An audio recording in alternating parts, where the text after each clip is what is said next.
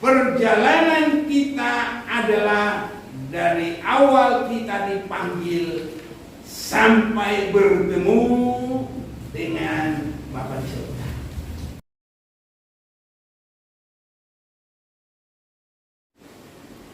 Bangsa Israel dalam perjalanannya dari Mesir sampai ke tanah Kanaan, 600.000 laki-laki itu menunjuk kepala keluarga. Hanya yang benar-benar berjuang, setia, bergumul, baru itu yang sampai. Kalau mereka penakut, pemalas, tidak berjuang, tidak bergumul, mati semua, saudara. Jadi jalan itu berapa sudah diawali? Apa dia sudah masuk? Dan kalau dia sudah di jalan itu, sudah berapa lama dia berjalan?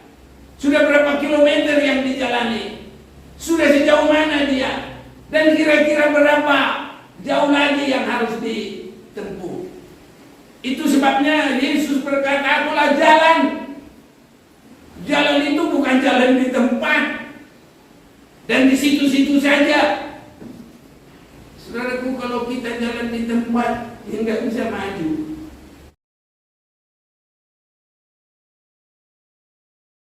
Apa yang terjadi? Badannya hidup, rohaninya mati. Nggak bisa maju. Ini orang Kristen ini jangan pikir ini asal-asal biar Pak ada gereja, ada pendeta. Ya, tapi kalau rohaninya nggak berkembang, mati. Apa yang mati? Rohaninya mati, mati rohani. Jadi di gereja itu banyak maya-maya rohani, mati.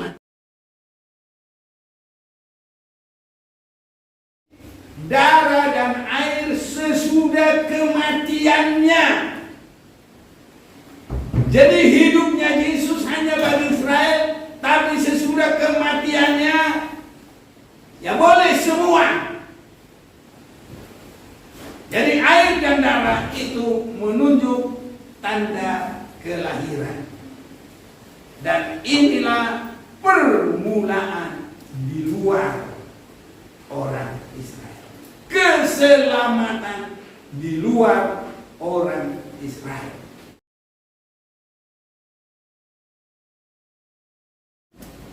Kita bersyukur kepada Tuhan. Saya sampaikan salam kasih dalam Tuhan kita Yesus Kristus bagi saudaraku dimanapun berada. Kita saat ini belum bisa beribadah di tempat umum, masih harus dari rumah, tapi berkat Tuhan tidak akan terhalang bagi kita. Berkat Tuhan bisa tercurah bagi kita semuanya, sebab yang keberkatan itu adalah yang mendengar, membaca, melakukan firman Tuhan.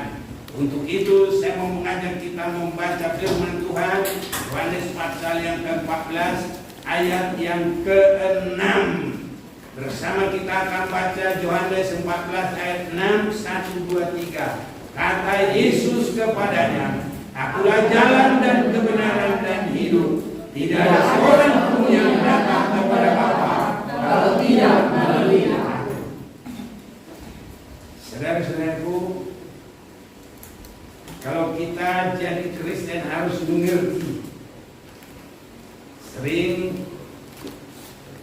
saya melihat dari perkataan-perkataan orang Kristen bahwa dia tidak mengerti firman Tuhan secara benar, tidak mengerti apa sebenarnya kekristenan.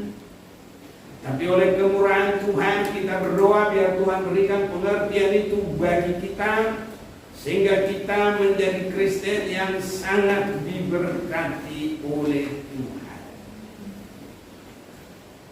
Kita melihat di sini Yesus berkata, "Akulah jalan kebenaran dan hidup.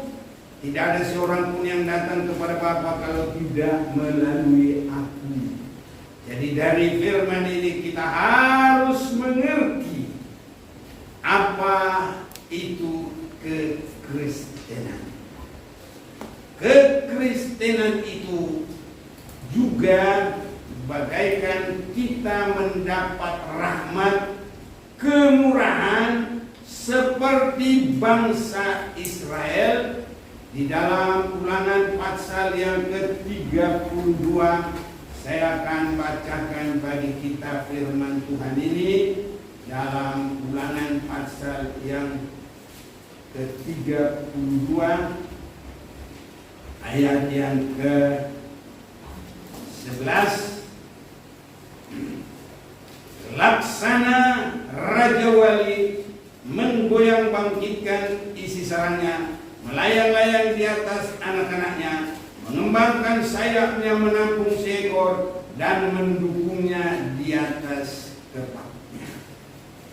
Jadi perjalanan kita adalah mendukung atau bagaikan di atas sayap burung Raja Wali, didukung di atas sayap burung Raja Wali. Saudara-saudaraku, saya bisa memperhatikan firman Tuhan ini. Kalau burung Raja Wali itu, ya itu adalah kendaraan yang tidak punya rem.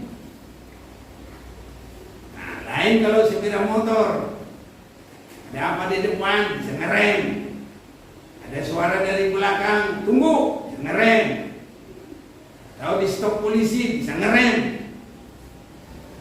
Tapi Raja Wali tidak ada remnya, saudara. Jadi saya lihat di sini perjalanan kita harus berjalan terus. Dan di atas sayap burung Raja Wali itu harus perjalanan dari awal sampai ke akhir. Ya, banyak orang Kristen perjalanannya ya mungkin awalnya aja belum mengerti, belum benar. Apalagi ke pertengahan, apalagi 3/4, apalagi sampai selesai. Itu sebabnya kita memperhatikan tadi Yohanes 14 itu ayat 6, perjalanan kita adalah dari awal kita dipanggil sampai bertemu dengan Bapa di surga. Itu perjalanan kita sekarang. Jadi harus lengkap. Ada orang berpendirian asal percaya, dia juga ambil ayatnya. Memang kadang-kadang saudara itu orang untuk menentukan pendapatnya itu diambil juga ayat firman Tuhan, tapi dipotong dan tidak jelas dan tidak sesuai dengan apa sebenarnya tujuan firman itu. Jadi dia berkata, Yesus berkata kepada orang yang di sebelahnya, hari ini engkau bersama dengan saya di Firdaus. Kalau begitu saya asal percaya saja sudah cukup. Iya, benar, tidak salah. Tapi jangan langsung dipotong itu firman. Dia harus mengerti, dia harus langsung mati saat itu. Baru bisa. Tapi kalau dia masih hidup berhari-hari, masih cari duit, masih kerja, yang makan onde-onde, yang makan sate, nah, yang makan bakso, siomay, itu dia nggak langsung mati. Jadi firman itu nggak boleh lagi bagi dia, harus ngerti. Tapi orang yang membodohi sendiri, menipu diri sendiri, dia pakai itu ayat seolah-olah itu seterusnya. Sehingga orang juga berkata begini, pengajaran juga, dari pendeta juga, sekali selamat tetap selamat. Bangsa Israel dalam perjalanannya dari Mesir sampai ke tanah Kanaan, 600.000 laki-laki, itu menunjuk kepala keluarga. Hanya yang benar-benar berjuang, setia, bergumul. baru itu yang sampai. Kalau mereka penakut, pemalas, tidak berjuang, tidak bergumul, mati semua, saudara. Nah, ini orang Kristen banyak tidak mengerti. Ya. Atau kadang-kadang orang tidak mengerti, atau pura-pura tidak mau mengerti. Kalau dibilang harus yakin, harus percaya, nggak bisa orang percaya. Masih ada pendiri yang begitu. Harus kudus, manusia nggak bisa kudus. Menantang, saudaraku. Apalagi kalau Tuhan berkata, Matius 5 ayat 48, hendaklah kamu sempurna, haruslah kamu sempurna. Kata harus lagi, seperti Bapamu yang ada di surga. Bagaimana dia nanti mau jawab? Nggak bisa. Nah, itu namanya melawan. Mestinya nggak usah susah-susah. Tuhan Maha Kuasa, Engkau pencipta langit bumi segala isinya. Bagimu tidak ada yang mustahil. Engkau menciptakan dari yang tidak ada menjadi ada. Kalau Engkau berkata, haruslah kamu sempurna. Tuhan, inilah hidupku. Mestinya harus begitu. Nah, itu saudara-saudara. Itu sebabnya mari kita mulai dari awal. Bagaimana kita memulai jalan itu? Karena Yesus berkata, Aku adalah jalan dan kebenaran dan hidup. Jalan. Gereja ataupun orang pada awalnya umat Tuhan, mereka belum bernama Kristen, belum disebut agama, tapi mereka disebut pengikut jalan Tuhan. Dalam Kisah Rasul pasal yang ke-9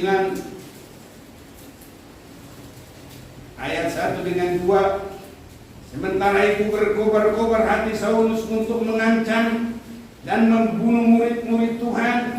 Ia menghadap imam besar dan meminta surat kuasa daripadanya untuk dibawa kepada majelis Yahudi di Damsyik, supaya jikalau ia menemukan laki-laki atau perempuan yang mengikuti jalan Tuhan. Nah, inilah umat-umat Tuhan pertama.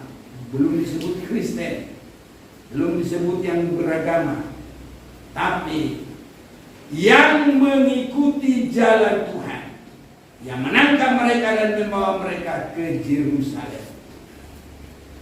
Ini sangat baik, saudaraku.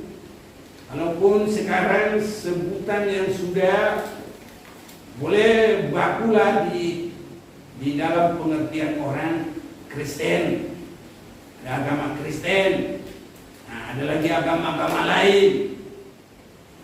Tapi kita sangat baik, saudaraku, di sini disebut mengikuti jalan Tuhan. Karena kadang orang beragama pun bukan mengikuti jalan Tuhan. Ada kadang beragama malu disebut tidak ada agama, atau ada yang dia ambil keuntungan dari keagamaan. Nanti kalau mati ada yang nengani, ada yang kubur. Nah, nanti kalau ada pernikahan ada yang ikut, ada yang memberkati dan segala hal. Sehingga dia ikuti persekutuan itu. Ya, tapi begitu datang, begitu juga pulang. Tidak ada pengertian, tidak mengalami apa dalam pembentukan dalam ibadah itu. Sehingga ya tahun demi tahun sama saja. Tidak ada perubahan, tidak ada peningkatan, tidak ada pendewasaan. Rugi, saudaraku. Ini tidak bisa bagaikan ya didukung di atas dua sayap burung nasar. Dua sayap burung nasar itu berjalan terus. Ini. Dan kalau bangsa Israel tadi saya sudah sampaikan dari Mesir harus masuk dalam tanah Kanaan. Dan itu harus ada di dalam waktu yang tertentu. Jadi kekristenan itu, saudaraku, tidak boleh biasa-biasa saja, tidak boleh sama saja. Lihat aja sekolah. Sekolah juga mana bisa TK terus sampai bapak-bapak TK. Nanti yang di DK-nya lari semua. Masa aku TK di sebelah saya bapak-bapak? Gak mau malu. Bisa begitu, saudaraku. Jadi ada masanya. Umur TK sampai berapa tahun? Sekitar begitu. SD berapa tahun? SMP berapa tahun? Semua ada waktunya. Nah, ini orang Kristen nggak mengerti, saudara-saudaraku, pertumbuhan perkembangan. Jadi jalan itu berapa sudah diawali? Apa dia sudah masuk? Dan kalau dia sudah di jalan itu, sudah berapa lama dia berjalan? Sudah berapa kilometer yang dijalani? Sudah sejauh mana dia? Dan kira-kira berapa jauh lagi yang harus ditempuh? Itu sebabnya Yesus berkata, akulah jalan. Jalan itu bukan jalan di tempat dan di situ-situ saja. Saudaraku, kalau kita jalan di tempat, ya nggak bisa maju. Semua nggak bisa maju.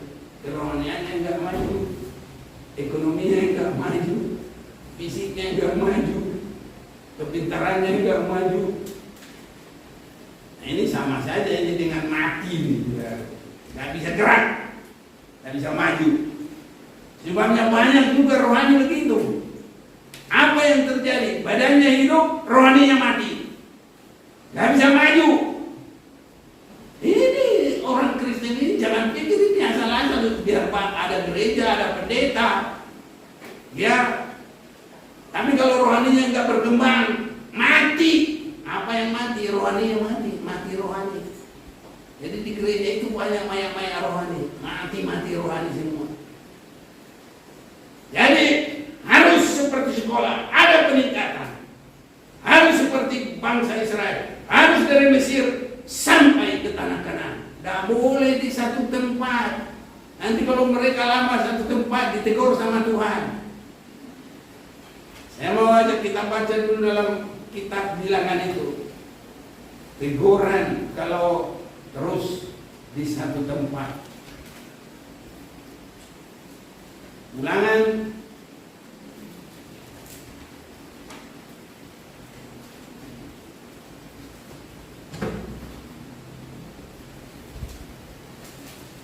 pasal yang ke-6.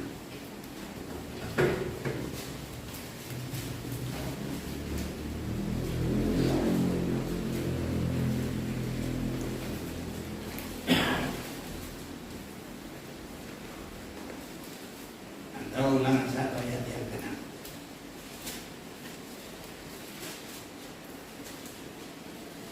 Ulangan pasal yang pertama ayat 6.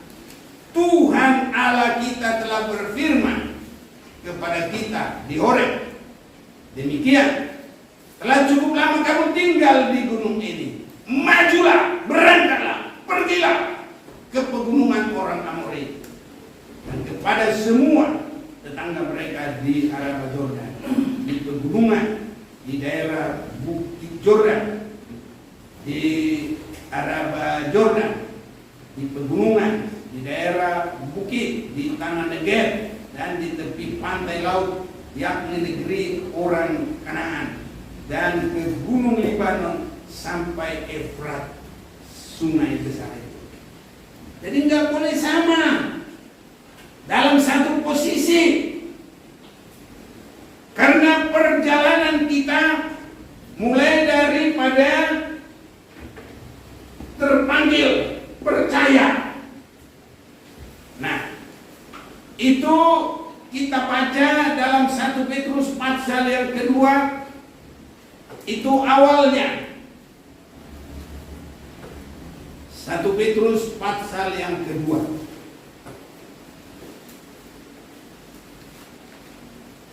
Ayat yang ke-9 mulai.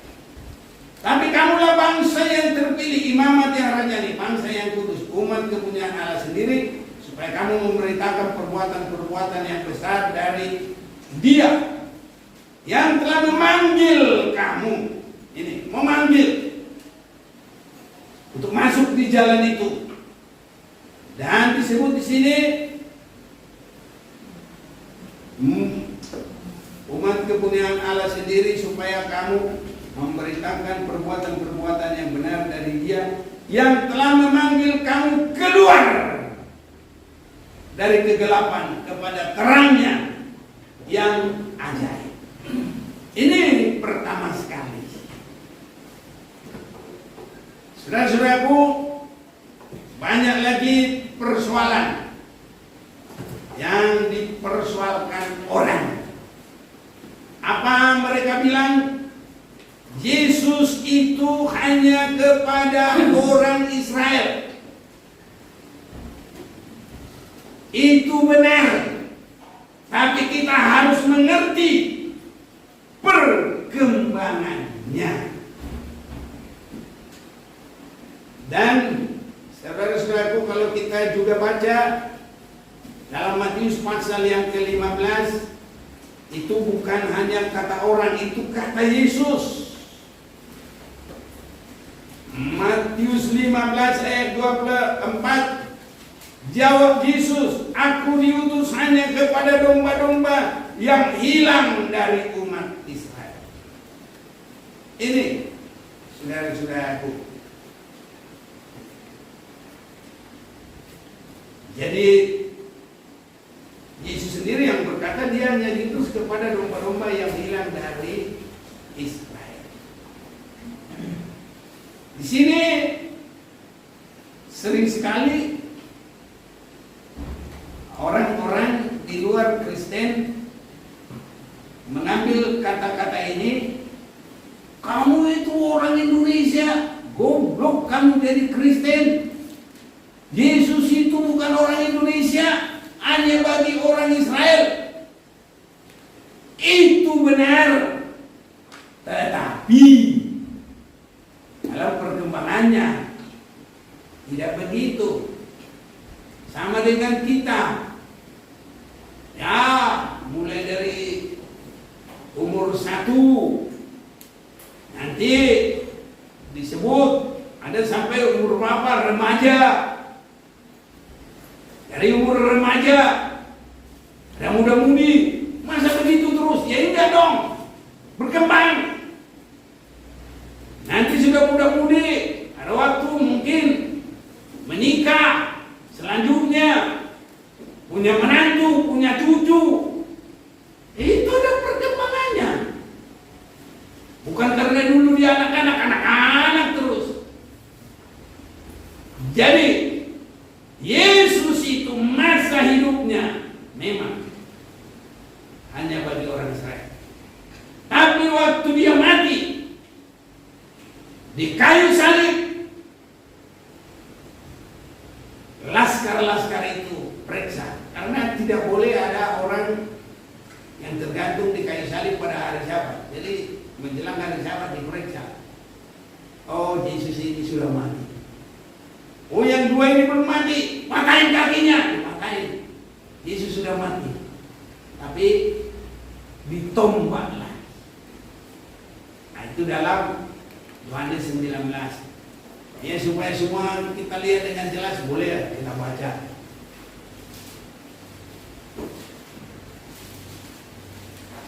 Yohanes 19. Biar Tuhan beri pengertian ini sangat dalam bagi kita.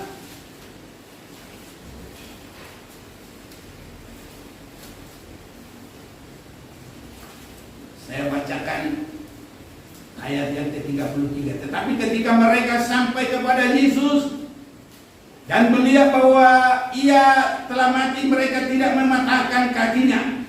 Tapi seorang dari antara prajurit itu menikam lambungnya dengan tombak dan segera mengalir keluar darah dan air. Ini darah dan air sesudah kematiannya. Jadi hidupnya Yesus hanya bagi Israel, tapi sesudah kematiannya ya boleh semua. Jadi air dan darah itu menunjuk tanda kelahiran. Dan inilah permulaan di luar orang Israel. Keselamatan di luar orang Israel. Jadi kalau sudah disimpulkan kematian, kebangkitan Yesus, itulah permulaan Yesus jalan bagi semua orang. Sewaktu hidup Yesus, tidak ada murid yang memberitakan keselamatan bagi orang lain. Yesus sendiri berkata, aku hanya bagi orang Israel. Tapi sesudah Yesus mati dan bangkit, dan perintah bagi mereka harus memberitakan Injil keselamatan ke semua manusia. Saat itulah kita boleh masuk di jalan kebenaran dan hidup. Sesudah kematian Yesus. Nah, jadi dalam semua Injil itu ada menunjuk kemurahan. Dalam Matius pasal yang ke-28, saya mau ajak kita melihat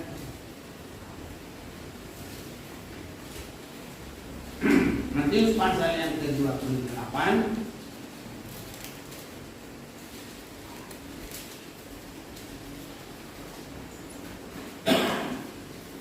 ayat 16 mulai, perintah untuk memberitakan Injil. Dan 11 murid itu berangkat ke Galilea, ke bukit yang telah ditunjukkan Yesus kepada mereka. Ketika melihat dia, mereka menyembahnya, tapi beberapa orang ragu-ragu. Yesus mendekati mereka dan berkata, kepadaku telah diberikan segala kuasa di sorga dan di bumi. Jadi kematian kebangkitan Yesus itu untuk menerima kuasa di sorga dan di bumi. Itu sama dengan Kisah Rasul pasal yang kedua. Kalau Yesus menerima kuasa di bumi dan di surga, itu dia sudah kembali ke posisi kealahan. Nah, ini harus dimengerti dengan baik. Kapan Yesus meninggalkan kealahannya? Waktu dia turun ke bumi. Kapan Yesus masuk lagi kepada kealahannya? Waktu menerima kuasa di bumi dan di surga. Saya baca juga Kisah Rasul pasal 2 ini, ayat 36. Jadi seluruh kaum Israel harus tahu dengan pasti bahwa Allah telah membuat Yesus yang kamu salibkan itu menjadi Tuhan dan Kristus. Jadi, kenapa dia dijadikan Tuhan? Waktu Yesus datang ke dunia, dia manusia seutuhnya. Kemana kealahannya? Ya, dia tinggalkan, dia mengosongkan diri, sama dengan manusia, dan mengambil rupa menjadi manusia, mengambil posisi sebagai hamba, supaya dia bisa mati, masuk dalam maut. Dan kalau sudah dia mati dan bangkit, dipulihkan segala kuasa di bumi dan di surga, kembali kepadanya, kealahannya kembali kepadanya. Dan dia sudah membuat jalan kebenaran dan hidup. Itu sebabnya dari kematian dan kebangkitannya, semua harus memberitakan keselamatan dalam nama Tuhan Yesus ke seluruh manusia, seluruh dunia. Dan kita juga harus mengambil bagian dalam pemberitaan firman Tuhan. Amin. Bagaimana caranya? Ya kalau bisa mendidik, ayo bersaksi. Nah, kalau nggak bisa, doakan. Yang paling gampang, kita sekarang bikin YouTube. Ini saudaraku, ini subscribe, itu termasuk itu. Ini kadang sudah ada di situ. Ulang-ulang juga nggak mau. Saya yang khotbah, saya ulang-ulang, masih banyak yang saya dapat dari dalamnya. Saya selalu keberkatan. Gak tahu kadang-kadang satu hari berapa kali ulang-ulang. Tapi kalau sudah pintar, gak mau ulang-ulang. Mending aja yang lain-lain didengarin. Cerita apa ya, misteri Gunung Sumbing contohnya. Ada si manis di jembatan Ancol. Itu yang disenangi. Saudaraku, harus kita ikut dalam pemberitaan firman Tuhan. Keselamatan bagi semua orang. Jadi tadi hanya kepada bangsa Israel, tapi ada waktunya sudah bagi semua orang. Karena itu pergilah, jadi kalau semua bangsa muridku, baptislah mereka dalam nama Bapa dan Anak dan Roh Kudus. Semua bangsa, termasuk kita, bangsa Indonesia. Haleluya. Kalau bahasa Batak, bangso Batak itu suku Batak. Kalau bahasa Batak, bangso itu suku. Tapi kalau dalam bahasa Indonesia bukan bangso, bangsa. Hanya orang juga nggak mengerti. Orang Batak juga dikritik. Memang Batak itu bangsa, bukan bangsa, bangso. Bahasa Batak itu bangso, itu suku. Kalau bahasa Indonesia bangsa, itu ya negara. Bangsa Indonesia, bangsa ya yang lain-lain lah, saudara. Karena itu pergilah, jadikanlah semua bangsa muridku dan baptislah mereka. Saudaraku, di dalam Markus juga, Markus 16, pergilah kamu ke seluruh bumi. Dalam Injil Lukas juga, pergilah kamu ke seluruh bumi. Dan di dalam Injil Yohanes ada kemurahan. Langsung disebut, firman itu menjadi manusia. Siapa yang percaya kepadanya diberi kuasa untuk menjadi anak Allah.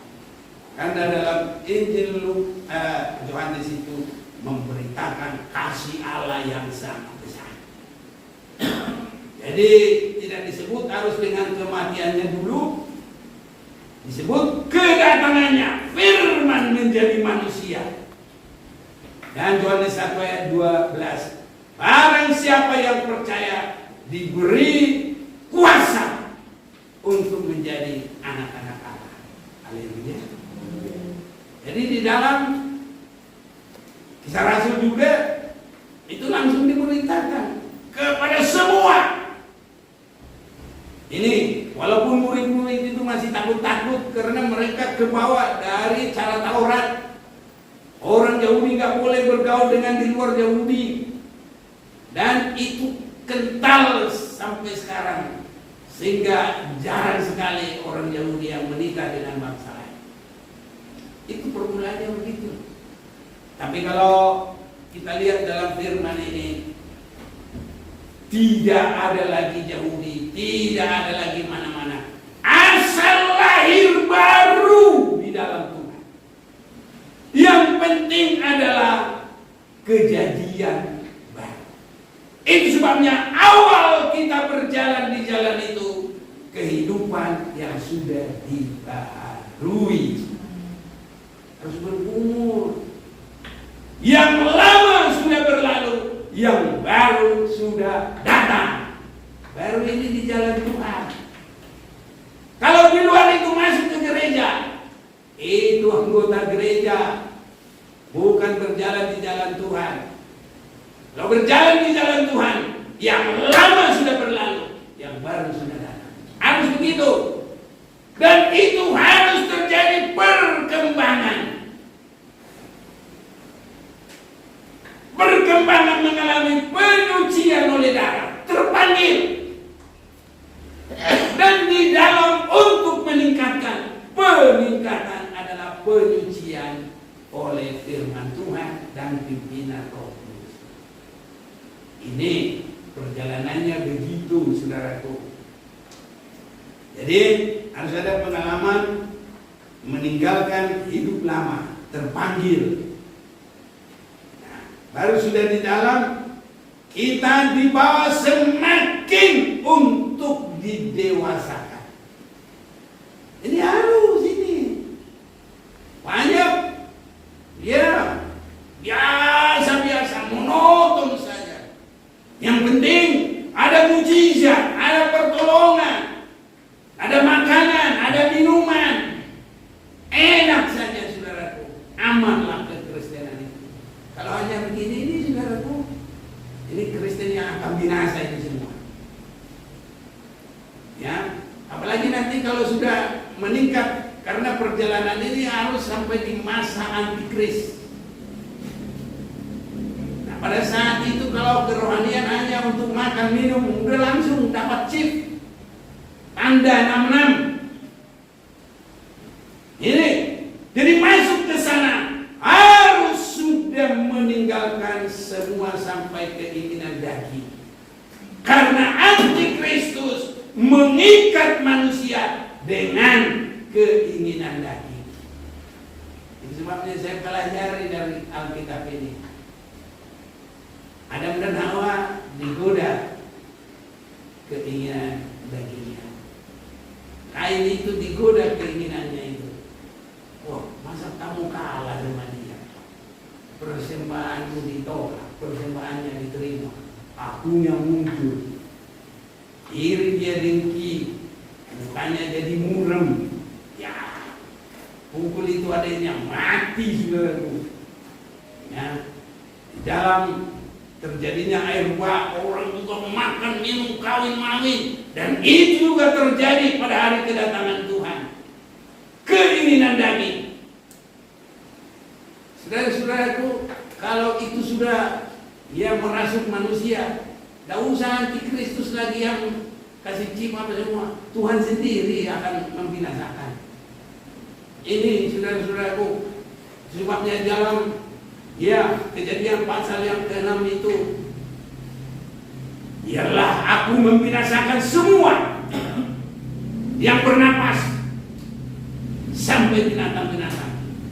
Itulah terjadinya air bah. Terus demikian sampai kepada Yesus yang mau memulai pelayanannya, memulai pekerjaannya untuk membuat jalan kebenaran dan hidup, digoda oleh iblis. Jadikanlah batu ini jadi makanan, saudara. Makanya kita ini harus lebih mengutamakan mengasihi Tuhan daripada makan dan minum. Itu pembuktian kita meningkat. Nah, tambah lagi volumenya sama iblis.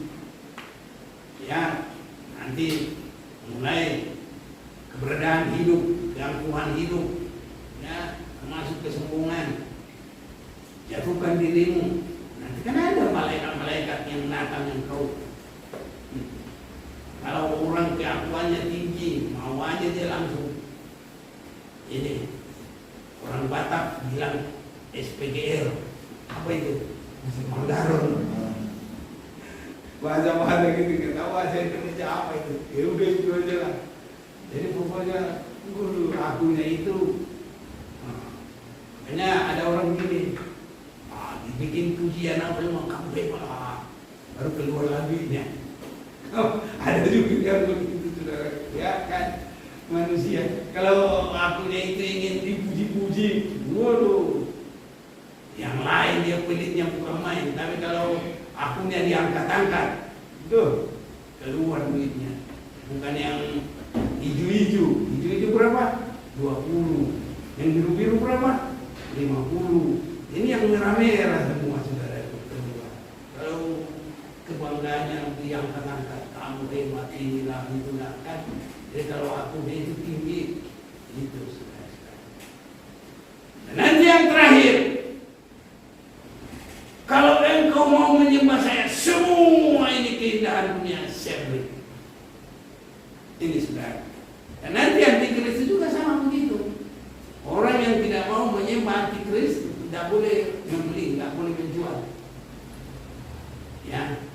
Tapi kalau orangnya langsung tergoda, oke, kamu anggota ya, nih cap 66. Tapi kalau belum mau, tidak ada kekuatan antikris. Paksa ya, ku bikin ya, ku suntik kamu ya, nggak bisa. Malah antikris kebingungan, nggak bisa apa-apa. Akhirnya apa? Dibinasakan, saudara. Dan itu nanti orang yang menderita pada masa antikris, tapi dia bangkit lagi untuk bersama dengan Tuhan dalam kerajaan seribu tahun. Itu Wahyu pasal 20 ayat 4, kita tidak sempat membaca. Ini saudara-saudaraku yang kekasih. Jadi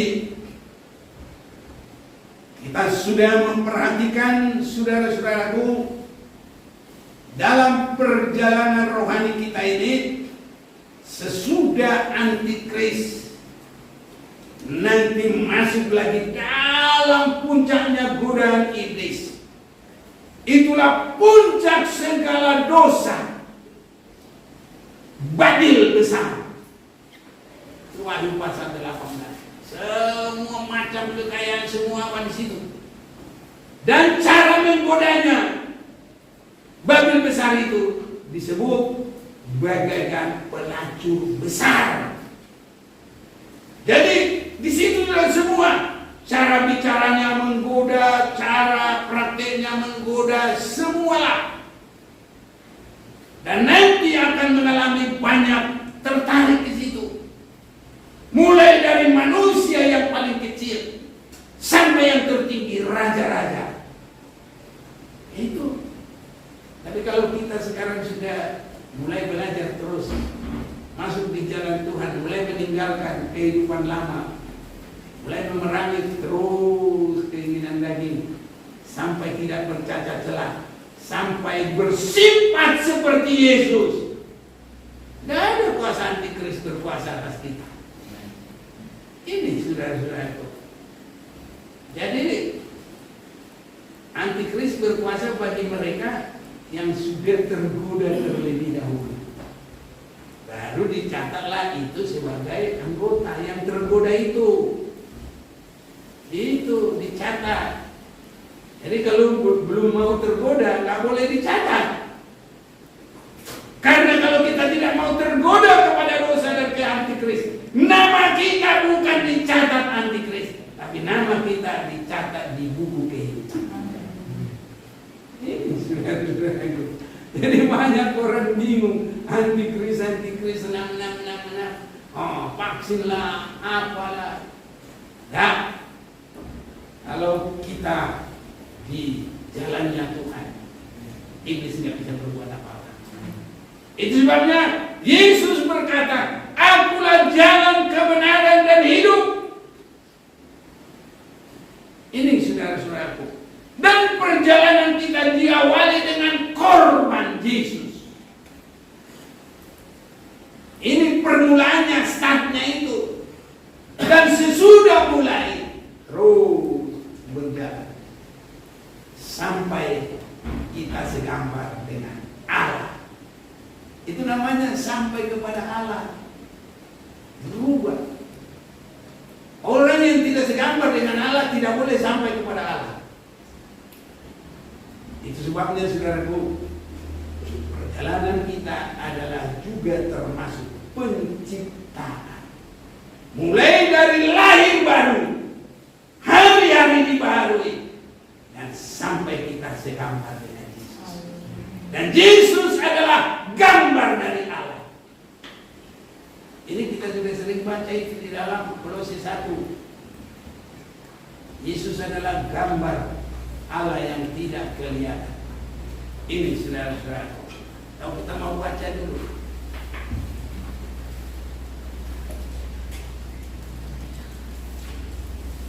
Kolose pasal yang pertama ayat 15. Keutamaan Kristus. Ia adalah gambar Allah yang tidak kelihatan, yang sulung, lebih utama dari segala yang diciptakan. 19. Karena seluruh kepenuhan Allah berkenan diam di dalam Yesus. Jadi akulah jalan, kebenaran, dan hidup. Mulai kita dipanggil nanti sampai serupa dengan Yesus. Inilah perjalanan kita. Dan ini kita sampai kepada Bapa. Jadi tidak hanya selamat, harus sampai segambar. Karena Alkitab ini semua saling mendukung dan satu tujuan. Dan Allah mulai menciptakan manusia dalam rancangan segambar dengan Allah. Kejadian 1 ayat 26. Marilah kita menciptakan.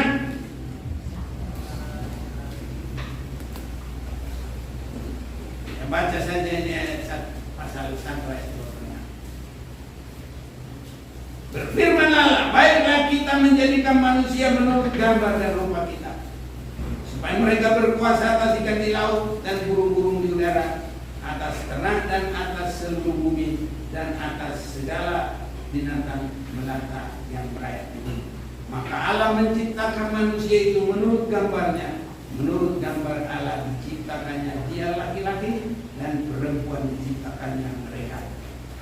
Saudaraku, ini dirusak oleh keinginan yang tidak bisa dikuasai oleh Adam dan Hawa.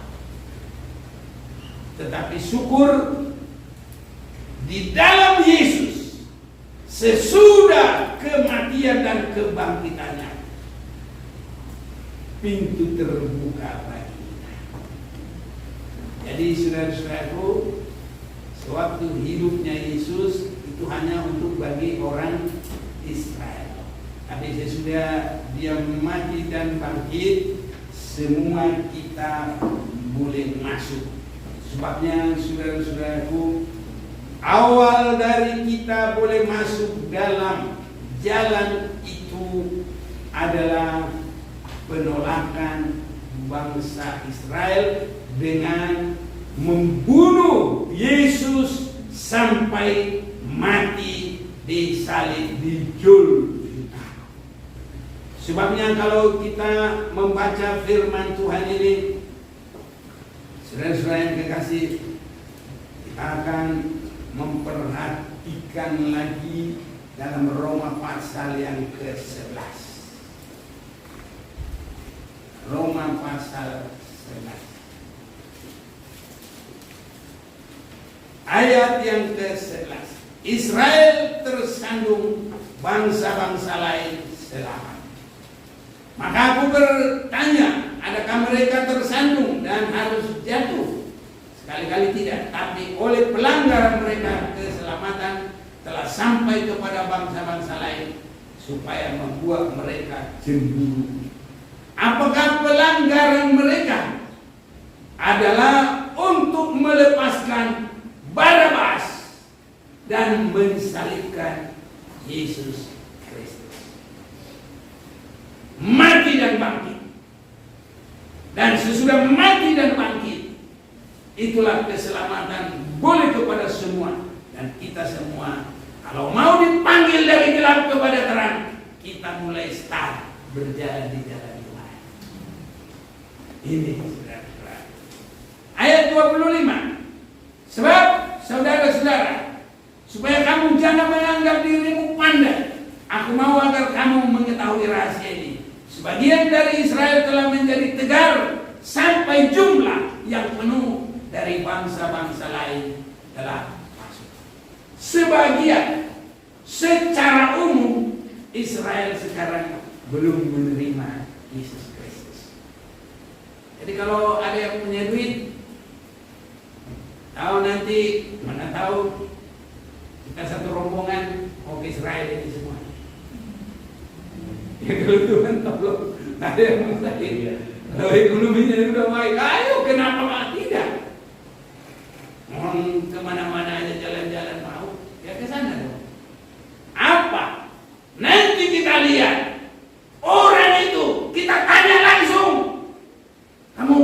Yesus Tuhan?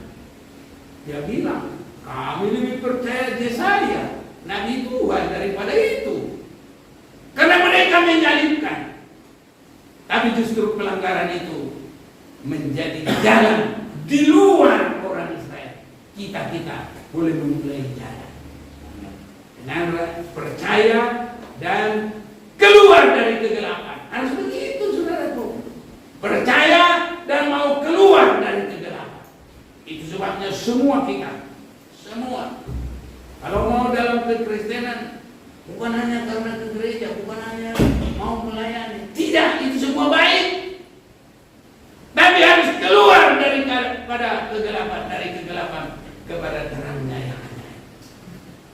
Dan di dalam itu, bagaikan di atas sayap burung nasar. Dia nggak mau berhenti, jalan terus. Jalan itu apa? Dari kebenaran sampai kepada kesempurnaan. Ini saudaraku, itu jalan. Sebabnya firman-firman, khotbah-khotbah, jangan yang monoton. Yesus saja kalau hanya orang datang karena kesembuhan, dia nggak mau. Ya awalnya boleh, tapi jangan itu yang terus menjadi kebanggaan dan stuck sampai di situ. Kalau orang datang kepada dia hanya karena sudah makan minum, tidak bisa. Apapun mungkin orang merasa berhasil. Kalau sudah juga ribuan jemaat bangun gereja gede, fisik, tapi rohaninya belum masuk sampai menjalani dari awal panggilan sampai disempurnakan. Jangan senang dulu. Gereja kita bikin full AC, full carpet, ya enak memang, itu baik, tapi belum di situ. Harus perjalanan keluar dari kegelapan kepada terangnya dan berjalan hari demi hari dibarui terus sampai tidak tercacat celah. Dan itu disebut gereja yang jaya, yang tidak bercacat celah. Banyak orang cuma ngomong, tapi apa itu gereja yang jaya, yang tidak bercacat celah? Mereka tidak mengerti. Terlalu banyak dalam salah pengertian. Tapi mari saat ini Yesus berkata, akulah jalan kebenaran dan hidup. Tidak ada seorang yang sampai kepada Bapa kalau tidak melalui Aku. Apa itu? Saya mau bikin sedikit ini. Yesus sebagai pintu permulaan, pintu gerbang, pintu keselamatan. Yesus berkorban bagi kita. Kita dibaptis di dalam kematian Yesus. Yesus juga pintu untuk menerima Roh Kudus. Yesus juga pintu untuk masuk dalam ruang Maha Kudus. Jadi ini saudara-saudara, harus itu perjalanan kita. Dan kalau kita dari luar ini, orang-orang kafir sudah masuk dan nanti sampai di ruang Maha Kudus, disitulah Allah Bapa, Roh Kudus, dan tutupnya ini adalah Yesus yang boleh pas menaungi tabut. Itu artinya kita serupa dengan Yesus. Itulah perjalanan kita, tinggal menunggu Tuhan datang. Dan nanti orang yang setia, apapun perjuangan kita, apapun pergumulan kita, tidak akan hilang, saudara. Semua apapun tindakan kita, sampai berbuat hanya karena air secangkir, karena Tuhan, tidak hilang upahnya. Mari kita bekerja, mari kita jalan terus. Dan biarlah kita semua mulai dari awal sampai ke bawah. Itu artinya kesempurnaan. Ya. Tidak ada seorang yang sampai kepada Bapa tanpa melalui Aku. Yesus berkorban. Yesus adalah firman. Yesus pembaptis Roh Kudus. Yesus gembala kita yang agung. Itu membawa kita sampai kepada Bapa. Jadi bukan harus kita mati dulu baru sampai kepada Bapa, tidak. Kalau kita masuk dalam kedewasaan rohani, itu perjalanan kita sudah mencapai puncak. Bagaikan dari Mesir ke tanah Kanaan, itu berjalan dipimpin oleh Yesus Kristus. Dan memberkati kita secara rohani dan jasmani. Kalau kita hidup benar, segala anugerah dan berkat tercurah bagi kita semua.